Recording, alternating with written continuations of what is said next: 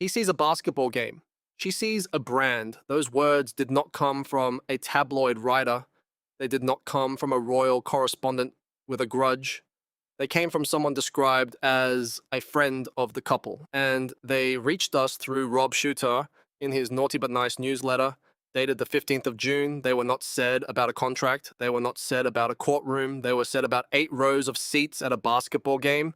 On the 13th of June, Prince Harry watched the New York Knicks win their first title in 53 years. Jalen Brunson scored 45 points. History happened in San Antonio that night, and Harry watched it from the 8th row, several rows behind, where the cameras cut. 4 months earlier, he and Meghan sat courtside at the All-Star game, front and center, right where the broadcast lives. Tonight we read what happened in between, not the gossip version, the receipts version. Here is why this is more than one seat at one game.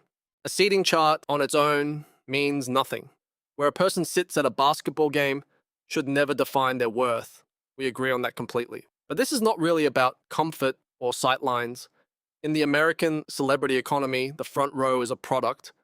Event organizers put reliable camera magnets up front because those faces sell the broadcast. The seat is a payment. It is given in exchange for attention the person can still command.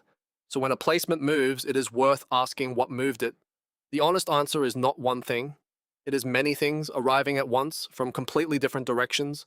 A Netflix deal that narrowed, a Spotify partnership that ended badly, a Boeing sponsorship walking away from Invictus, a lifestyle brand sitting on more than 600,000 units of stock. These are separate worlds: entertainment, sports, retail, and they are all making the same quiet calculation in the same window of time. That convergence is the story, not the row. The reason for the row: tonight we are going through the full picture. The 2 NBA nights, 4 months apart, the reported reaction, and the one quote that traveled around the world, the matchbox that became a symbol, the Newsweek numbers behind the brand, the Boeing exit from Invictus, and underneath all of it, the one question nobody in the Sussex camp has answered. What happens to a brand built on a story when the story stops being new? We will read each piece slowly, and we will let you decide. Let's start with who these two are commercially, because that explains everything that follows. Prince Harry is Diana's son. Many of you watched him grow up. If you watched that funeral in 1997, you remember the boy walking behind his mother's coffin. That boy carried genuine public warmth for decades. People wanted him to be happy. In 2020, Harry and Meghan left royal life and moved to California. What we know publicly is that they arrived with enormous goodwill and enormous deals. Richard Kay, editor-at-large at the Daily Mail, put it simply: America loves people having another go. The money followed that goodwill. Netflix signed them in 2020 for a reported $100 million. Spotify signed them for a reported $20 million. The documentary Harry and Meghan became a huge debut for Netflix. For a moment, the bet looked risk-free. Then the output thinned. The Spotify deal produced one real series, Meghan's Archetypes, and then it ended. By multiple accounts, the couple had not met the targets the full payout required. What came next set the tone. Bill Simmons, a senior Spotify executive, went on his own podcast and called them, in his word, grifters. He said it openly and on the record. A partner does not use that word about a partnership that worked. By March of 2025, Netflix and Archewell had clearly changed direction. The giant exclusive deal gave way to something smaller. The era of the blank check was over. This is the ground the seating chart sits on. Not a single bad night, a slow change in how the market prices a name. Now let's talk about the 2 NBA nights, because the contrast is the cleanest receipt we have. In February, at the All-Star game, Harry and Meghan sat courtside, front row. The cameras found them again and again, because that is what front row faces are for. Their presence was part of the show. 4 months later, the finals, Game 5, Frostbank Center, San Antonio. Jalen Brunson dropped 45 points, and the Knicks ended a 53-year wait. One of the great nights in recent basketball. Harry was there, but he was in the 8th row. Now, to be fair, the 8th row at an NBA final is a wonderful seat. Most fans would give anything for it. And the commissioner himself, Adam Silver, sat right beside Harry. That is a warm, personal gesture. This was not a cold exclusion. But courtside, he was not. And here is the part the coverage often skipped. Look at who was courtside. Timothée Chalamet, Ben Stiller, Larry David, Jerry Seinfeld, Jimmy Fallon, and the director Spike Lee. That last name matters because of what happened next. As Harry made his way through the lower bowl, Spike Lee leaned over from his courtside seat. Video shared by the New York Post appeared to show Lee pointing and speaking to Harry. Harry put a hand on Lee's chest and offered a handshake. By the footage, Lee first seemed to hold back before the two finally shook hands and chatted. It was a small, human, slightly awkward moment, and it tells you exactly where the line in that arena was. Spike Lee sat on the floor. Harry walked past him to row 8. That is the picture. Now here's the reported reaction. Rob Shooter wrote that the problem for Meghan was not that Harry went alone. It was where he sat. A source told him Meghan notices everything about image. To her, the source said, seating is status. It is about who sees you watching the game. Then came the line that traveled the world. A second source described the split between them. Harry, they said, loved the game and barely thought about the seat. That's the difference between them, the source said. He sees a basketball game. Meghan sees a brand. Let me be clear and careful here. This is an anonymous quote reported by one columnist. The Sussex camp has not confirmed it. There is no independent proof Meghan said any of this. Hold it lightly. So why did it spread so fast? Not because people trusted the source. It spread because it sounded like something people felt they had already seen. The quote did not teach them anything new. It gave words to a pattern they had watched for years. He went to watch a game. She watched the broadcast. If Regina is giving you the full picture that other channels skip, hit the like button. It genuinely helps us reach more people who want the receipts, not the noise. Now, the comparison Meghan reportedly drew is the one that stings. According to Shooter, she believed William and Kate would have been given the front row. And here is the uncomfortable thing. On the commercial logic, she is right.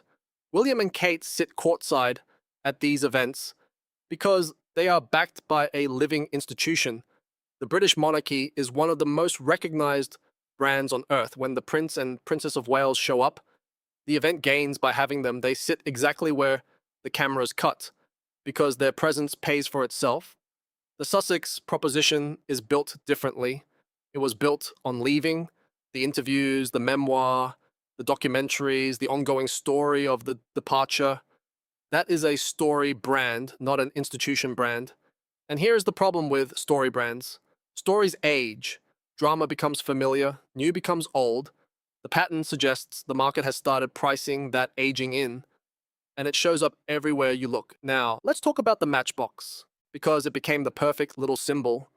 This Father's Day, Meghan's brand as ever advertised a morning ritual gift set for $110.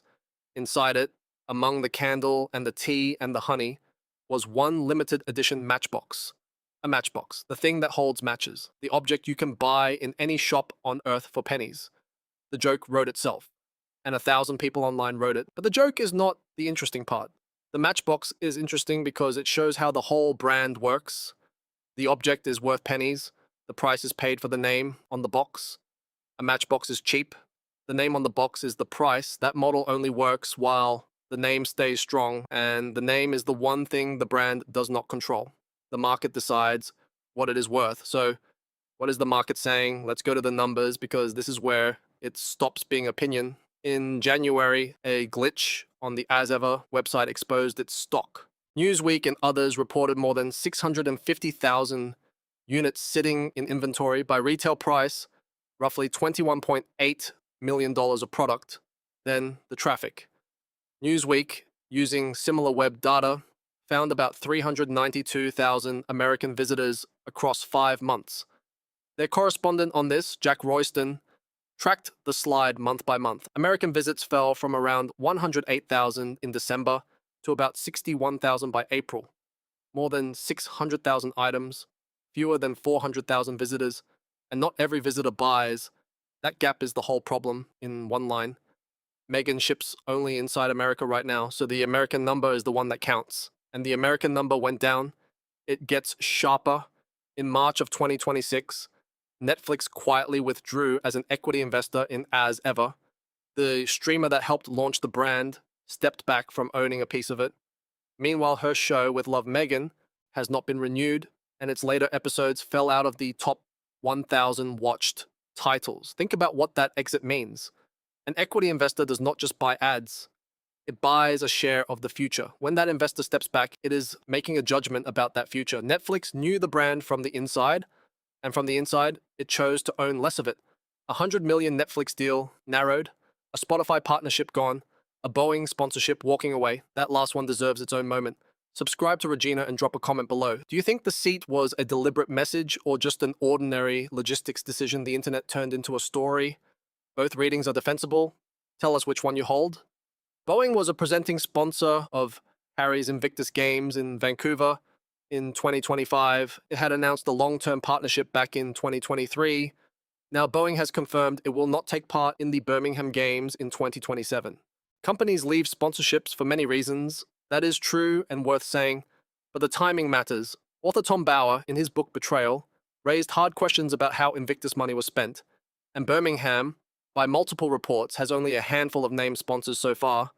A presenting partner walking away in that climate is a loud kind of quiet, and it is not the only door that has quietly closed. Shooter also reported that Harry was left off the guest list for the World Cup final. The reason a source gave was blunt. Football, they said, already picked its prince years ago, and that prince is David Beckham. None of these signals alone proves anything.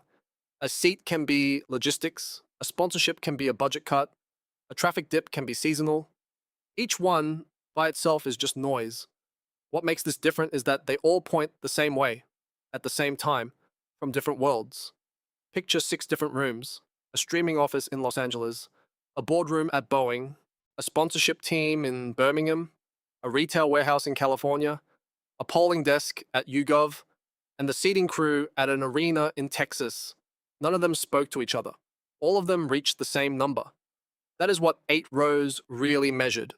Now, let's bring this back to the bigger picture because you are not the only one noticing. This is the part observers keep returning to. The Sussex brand was once the safest bet in the room. Studios competed for them. Now, the same industry is doing math instead of making offers.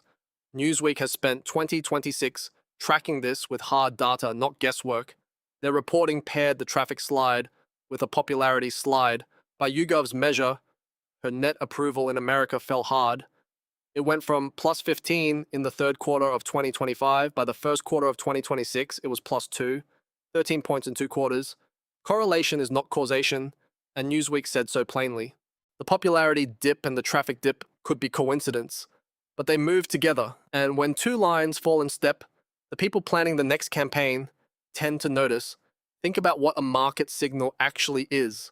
It is not an opinion you can argue with. It is a decision someone made with their own money or their own camera, a studio executive deciding what to renew, a sponsor deciding what to fund, a team deciding who earns the front row. Each of them is voting with something real. That is why this kind of signal is more honest than any statement a publicist could write. A press release tells you what someone wants you to believe. A seating chart tells you what someone actually decided. One is marketing, the other is evidence. Markets do not send press releases, they send seating charts. To be fair, there is a real case on the other side, and it deserves a full hearing. Start with the man at the top of Netflix. Ted Sarandos, the co-chief executive, told Variety that Meghan is underestimated. He pointed out that when the Harry and Meghan trailer dropped, the shoes she wore sold out worldwide. Even the blanket behind her sold out. He said the couple were, in his words, overly dismissed. That is not a small voice. A source close to As Ever told Newsweek they expect the brand to double in size this year. They argued the critics are blinded by a need to see her fail, and the early drops did sell out in minutes, which is not nothing. There is also counter evidence on the seats. Last year, Harry and Meghan sat front row at a Dodgers World Series game, so the front row is not closed to them everywhere. And even at plus 2, Meghan's American approval is still net positive, not underwater. The honest reading is this: the trajectory is down, but a trajectory is not a flaw. Reputations stabilize, brands recover. The global recognition of the name is still real, and real recognition still has value. The reason the down reading still holds is simple. One good data point does not cancel 6 pointing the other way. The Dodgers' seat was last year. The 8th row was last month. So let's go back to where we started. The 8th row, the quote, the matchbox. Picture the night again. Brunson pours in 45. 53 years of waiting end in one roar. And somewhere in row 8, by every available signal, Prince Harry is genuinely happy. He shook Spike Lee's hand. He watched history. He had the time of his life. That is worth saying clearly. The ability to sit in a crowd and just enjoy the game without reading the cameras is its own kind of freedom. Harry, that night, looked free, but the commercial signal sat right beside the human one, and the commercial signal is what moved. 4 months earlier, he was courtside. That night, he was 8 rows behind where the cameras cut. The matchbox is still in the gift box. The price tag still asks $110. The stock still sits in the warehouse. The name on the box is still doing all the work. And the market is still deciding how much that work is worth. Here is the line that holds the whole night together. He went to watch a game. She, by the reporting, watched the broadcast. One of them was free of the room. The other could not stop reading it. And the quiet truth underneath it all is the one nobody in the Sussex camp will say out loud. A brand built on a story has to keep the story alive. But the story they sold was leaving, and leaving only happens once. So here is the question for you tonight. Think back over the last year of Sussex headlines. Do you think this trajectory steadies and finds a new level? Or do you think the 8th row is a preview of where the whole brand is heading? And one more for those of you who lived the earlier chapters. When you watched that young man walk behind his mother's coffin, did you ever imagine the story would arrive here? Drop your honest take in the comments below. We read them all. Subscribe to Regina so you do not miss what comes next. A like genuinely helps us reach more people who want this kind of analysis. See you in the next one.